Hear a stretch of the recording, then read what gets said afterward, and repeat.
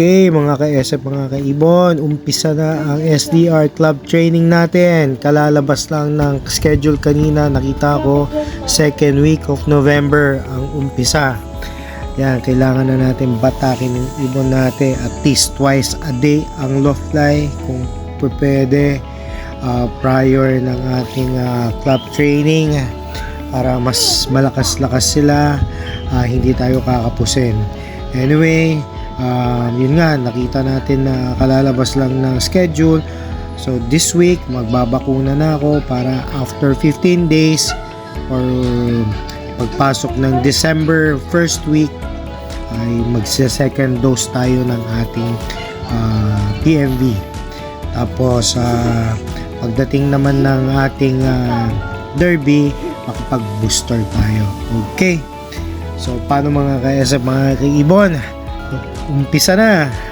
So yun na nga mga ka-SF, mga kaibon, umpisa na ang training. So ano yung mga dapat natin i-prepare prior ng training month? So dapat 2 weeks before the club training, meron na tayong protection ng para sa mga ibon. So dapat nakapag PMB na tayo, and then on the after a month dapat nakapag-booster na rin kayo, and then follow up pagpasok ng derby month. Bakit kailangan natin yan? Para mas may protection tayo kontra sa mga sakit.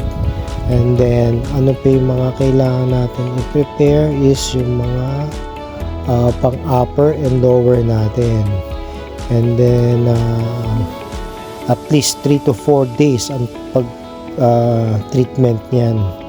May sakit o wala, kailangan lang natin na meron tayong prevention.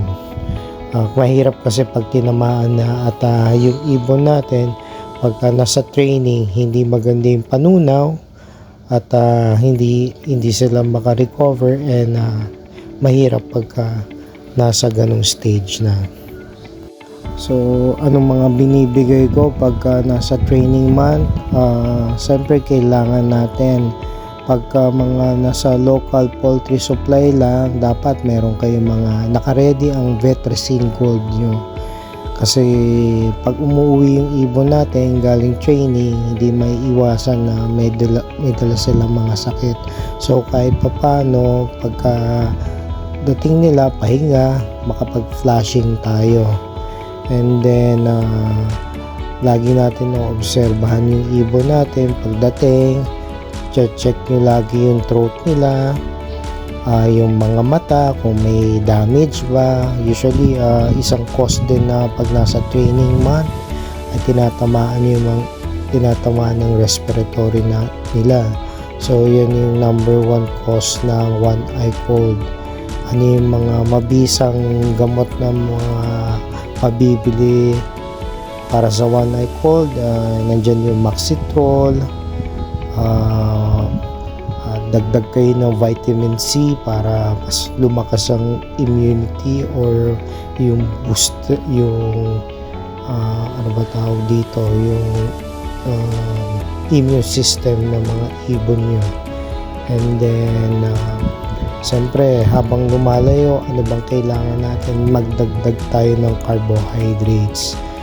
And then siyempre pagka nasa hard training na sila o sobrang init, ay siyempre dapat meron tayong baong Belgasol, and then basta yung mga water na ididulute na pwede natin mabigay para sa mga ibon. Isa pa, nandyan yung mga glucose, yan. Ano pa ba? So far yan lang naman yung mga binibigay natin. Depende na lang kung ano yung mga available sa supply na pwede natin ibigay. Tapos Idea, and then Vitaboli, Belgasol, yan. So yan lang mga ka-SM, mga kaibon. Meron pa tayong dapat ibigay yung mga pansalubong like yung mga sneaky mix, Bakit tayo nagbibigay ng sneaky mix? Kasi number one, high fats, high protein din sila. Ang grains na yan, nakakatulong mas maka-recover yung ibon. At the same time, small seeds, hindi sila basta-basta nahihirapan mag-digest. And then, eye drops, yung mga forma, yan, napakahusay niya. Gamit ko na sa ibon since 2008. Nagpapatak tayo niyan. Bakit?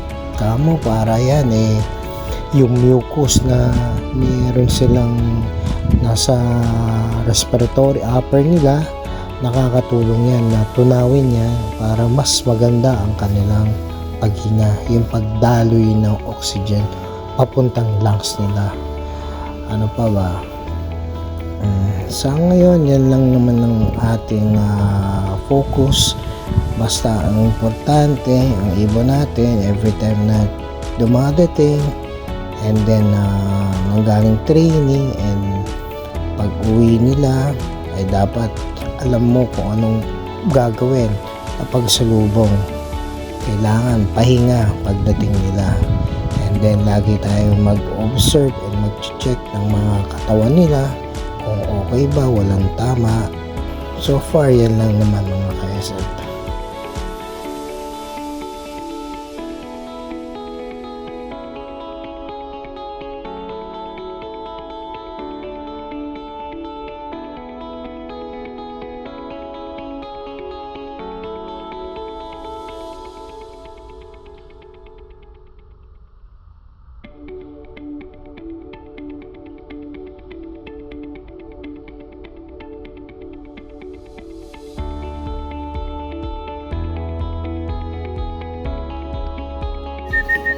Feeding time mga ka-SM.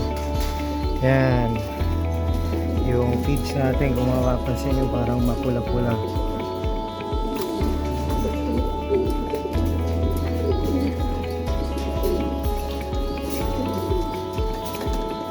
Nilagyan natin ng pink mineral yan. Okay? Ayun, kung magpasukan, bahala kayo. Okay. Feeding time na mga kaibon.